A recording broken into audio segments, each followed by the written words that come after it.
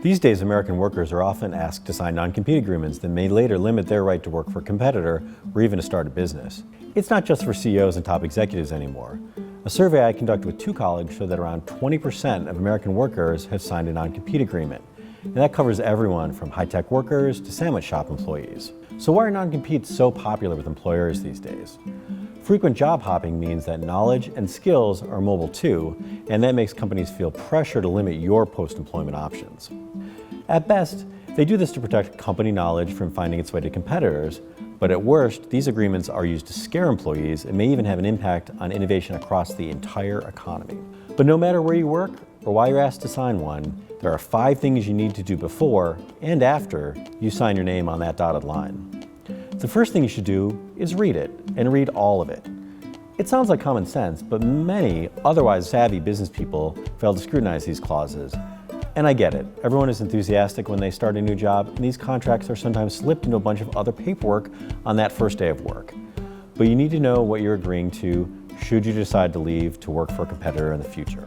Second, you don't want to be surprised when a potential employer springs an agreement on you.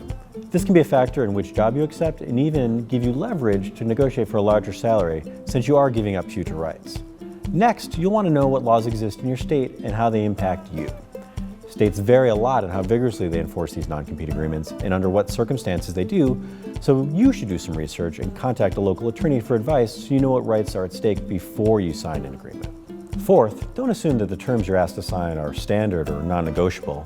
Our survey showed that most workers do not negotiate their non-competes, often because they think the terms are set in stone or they don't want to be uncooperative or seem disloyal. But employers might consider compensating you in some other way in exchange for these restrictions. Negotiating may cause some tension, but it also may be best for you in the long run. And if done right, it will signal to the employer that you are diligent and thoughtful.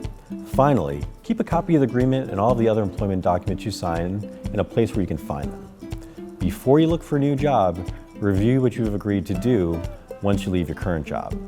Things like what can't you do with regard to specific clients or company information, things like recruiting your coworkers or even joining specific competitors. Refreshing your memory now may save you and your next employer from receiving a nasty letter from your last boss's lawyers. Thanks for watching. We'd love to know more about your experiences in this area, so please leave a comment below to let us know what you thought. And please subscribe to the Ross YouTube channel. It's much less of a commitment than signing a non-compete agreement. Plus, it will also let you know when videos like this become available.